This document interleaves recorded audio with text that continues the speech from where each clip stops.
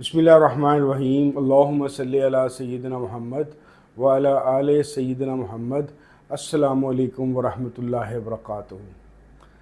साल था 1986। जगह थी government college of science, वहदत road, Lahore, जहाँ पे मैं फ़र्स्ट ईयर का तालिब इल्म था। सुबह कोई 10 या 11 बजे के टाइम पे कोई क्लास हो रही थी जिसका मज़मून और मुझे याद नहीं, फ़र्स्ट फ्लोर पे, कि अचानक लोगों के दौड़ने की और शायद एक फ़ायर की आवाज़ भी आई और काफ़ी क्योस की आवाज़ें आनी शुरू हो गई। मैं भी अपने दूसरे क्लास वालों के साथ भागा गया, देखा तो नीचे सहन कह लीजिए या एक बड़ी जगह कह लीजिए कॉलेज की, जहाँ पे बहुत सारे लोग जमा थे। पता करने पे मालूम हुआ कि दो सियासी, बकौल उनके कि वो स्टूडेंट तंजीमें हैं, एक ब्लैक ईगल्स और एक इस्लामी जमीयत तलबा, इनका आपस में झगड़ा हुआ है। और झगड़ा कुछ इस नोयत का था कि कॉलेज बंद कर दिया गया, इसातिज़ा भी अपने घरों को चले गए, बाज़ ऑफिस में बंद हो गए, और हमारे जैसे लोग जिनका किसी तंजीम या सियासत से ताल्लुक़ नहीं था, वो दीवारें फलांग के घरों की तरफ भाग गए। ये मेरा पहला तजर्बा था कि मुझे पता चला कि कॉलेजेस के अंदर कुछ स्टूडेंट तंजीमें होती हैं, और ये जो स्टूडेंट तंजीमें हैं ये बड़ी स्टूडेंट तंजीमों को ऑर्गेनाइज़ करती हैं बड़ी पॉलिटिकल पार्टीज़,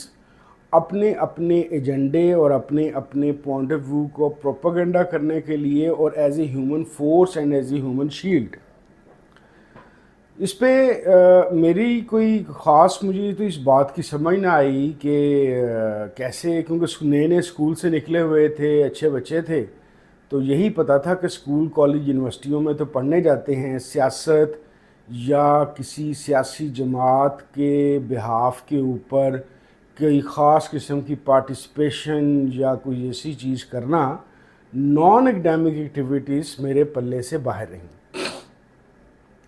करते करते इसकी जो इंतहा मैंने देखी इन पॉलिटिकल पार्टीज़ के ज़ैली तलबा तंजीमों की, वो जब मैं पंजाब यूनिवर्सिटी एमए फ़िलासफ़ी के लिए पहुंचा, तो वहाँ पे तो दैट वाज़ लैंड ऑफ इस्लामी जमीयत तलबा, जहाँ पे बकौल वैसे तो अखबारों के मुताबिक या ख़बरों के मुताबिक सियासी तलबा तंजीमों पे पाबंदी थी, लेकिन ये मैं बात कर रहा हूँ 91 से 94, 95 तक की, कि वहाँ पे इस्लामी जमीयत तलबा भरपूर तौर पे मौजूद थी। मुझे तब भी ये बात समझ ना आई कि यहाँ पे कोई सियासी तंजीम, ज़ाहिर इस्लामी जमीयत तलबा का ताल्लुक़ जमात इस्लामी से था, ये इधर क्या कर रहे हैं। यहाँ पे तो हम पढ़ने आते हैं, और इसका यहाँ पे तो ताल्लुक़ जो उनसे वो एकेडमिक स्टाफ का है, जिनको हम इसातिज़ा कहते हैं, या इसके अलावा जो एकेडमिक एडमिनिस्ट्रेटिव स्टाफ है उसका ताल्लुक़ है। इन तंजीमों की मुझे समझ ना आई, वो कि समझ ना आने के बावजूद 2 दफ़ा मोहतरम इस्लामी जमीयत तलबा के नाज़मीन ने मुझ नाचीज़ को भी बुला के ज़रा प्यार प्यूर करने की कोशिश की,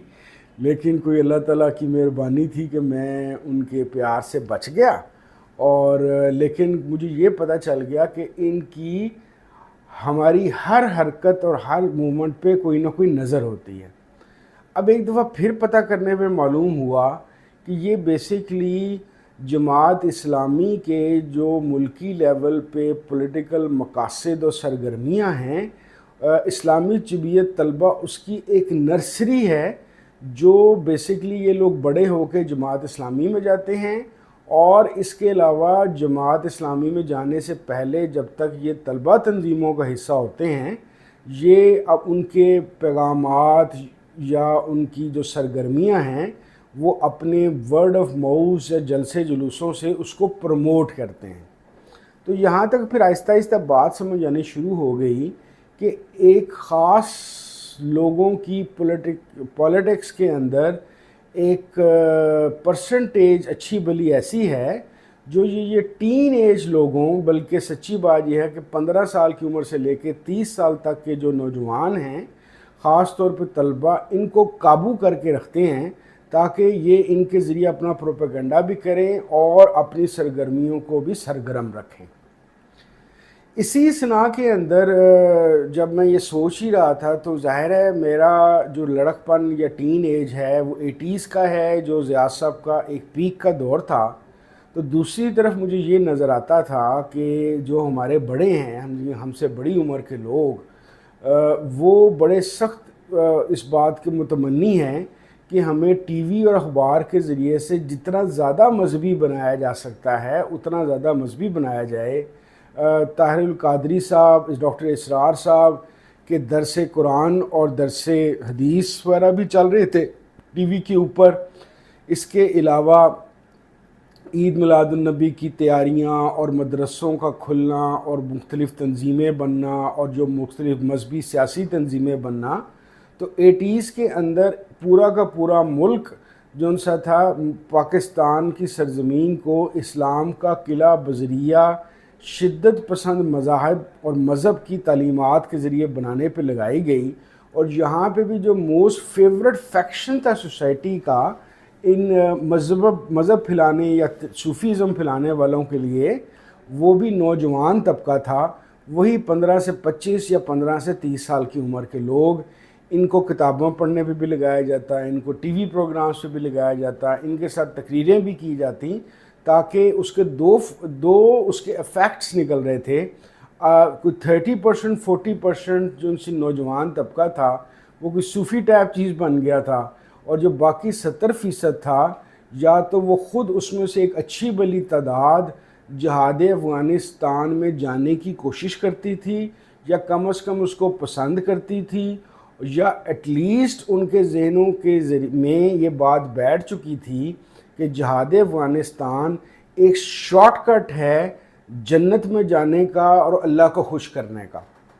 تو یہ میرا ایک دوسرا ایکسپوجر تھا 80s کا کہ نوجوانوں کو کس طریقے سے استعمال کیا جاتا ہے. پھر اس کے بعد اپنی ایک جو تحقیقی زندگی گزری مختلف صوفی ٹائپ لوگوں کا یا مصنفین سے ملنے کا، وہاں پہ بھی مجھے پتہ چلا کہ اصل جو ان سے ٹارگٹ ہوتا ہے وہ یہی 15 سے 22 25 30 سال کے لوگ ہوتے ہیں، کیونکہ یہ ایز اے فورس استعمال کیا جاتا ہے ان کو، تاکہ ان کے دماغوں کو استعمال کر کے ان کی سرگرمیاں اس طرح کی بنا دی جائیں کہ اپنے مقاصد پورے کیے جا سکیں.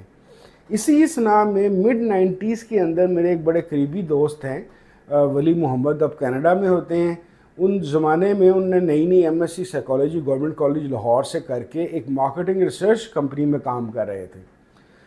وہ اکثر میں اس کو دیکھتا تھا، وہ بیٹھ کے کیسٹ سن رہا ہوتا تھا جب میں اس کے گھر جاتا تھا، اور وہ کچھ لکھ رہا ہوتا تھا. پھر ایک دن اس نے مجھے سارا بتایا کہ یہ بیسکلی ہماری مارکیٹنگ ریسرچ کمپنی آج کل کوکو کولا کے ساتھ کام کر رہی ہے، اور ہم نے 2 بیسکلی فیکشنز یا ایک فیکشن بنایا ہوا ہے 12 سے 18 سال کی عمر کے بچوں کا، جن کو ہم مختلف گروپ ڈسکشنز دیتے ہیں، مختلف ٹاپکس دیتے ہیں، وہ اس کو ریکارڈ کرتے ہیں، اور ہم مارکیٹنگ ریسرچ کا جو سٹاف ہے اس ریکارڈڈ جو گفتگو ہے اس کو ٹرانسکرپٹ کرنے کے بعد اس کو ٹرانسکرائب کرتے ہیں اس طور کے اوپر کہ ان نوجوانوں کا کس جملے، کس رنگ، کس گفتگو، کس لہجے سے دماغ زیادہ بہتر طور پہ ٹریگر کرتا ہے، اور اس ٹریگرنگ کو یوز کر کے کیسے کوک یا کوئی اور پروڈکٹ ان کو بیچی جا سکتی ہے. یعنی کہ ان کی لائکنگ اور ڈس لائکنگ اور اٹریکشن اور ٹریگرنگ کے اوپر کوئی ایسی مارکیٹنگ اسٹریٹجی بنائی جائے، کوئی ایسی سیلز کمپین بنائی جاتی ہے جس کی وجہ سے چیزیں بیچنا آسان ہوتا ہے. اب یہ میرے لیے، میرے جیسے بندے کے لیے ایک بہت بڑا ایکسپوجر تھا کہ اچھا یہ تو ہم نے 80s میں بابوں کی کہانیاں سنی تھی کہ وہ دل دماغ بدل دیتے ہیں، تو یہ تو مارکیٹنگ ریسرچ کمپنیاں والے بھی جو ان سے ہیں وہ بڑے طریقے سے میسیجز کو ڈیولپ کر کے اور چیزوں کو بنانے کے بعد اس کے اندر ایسے پوائنٹس انسرٹ کرنا شروع ہو جاتے ہیں کہ بندہ ان کی بنائی ہوئی کمپین سے اٹریکٹ ہوتا ہے. گوئنگ فاسٹ فارورڈ، جب ضیاء صاحب کا زمانہ تو 80s میں سے گزر گیا، اور پھر جب 2002 کے بعد ہم ماڈرن الائٹنڈ لوگ مسلمان بننے شروع ہوئے تو ٹی وی کا بڑا دور دورہ ہو گیا. وہاں پہ یہ جو سے استخارے کے طریقے اور نماز پڑھتے ہوئے شلوار اونچی کے نیچی ہاتھ کی طرف باندھنا ہے، پوری پاکستانی قوم کو اور خاص طور پہ نوجوانوں کو اس چیز پہ لگا دیا گیا۔ ایٹیز کی جو شدت پسند تنظیمیں تھیں اور جو صوفی تنظیمیں تھیں، انہوں نے اب اپنے آفسپرنگ یا اپنے بچے دے دیے تھے جن بچوں کے ذریعے سے نئی نئی چیزیں بن رہی تھیں۔ پھر سب سے خوفناک دور شروع ہوتا ہے کہ ایسی کھیپ اور قوم تیار ہو گئی، یعنی کہ ایٹیز کے ٹین ایج کے لوگ جب 2010-2015 تک ایک ایسے مڈل ایج لوگ تیار ہو گئے جو ہاف مولوی ہاف صوفی، لیکن سب سے زیادہ جو ایلیمنٹ ان کے اندر تھا وہ مسلسل اپنے مقاصد میں ناکامیوں کی صورت میں ان لوگوں کے اندر ایک نفرت، غصہ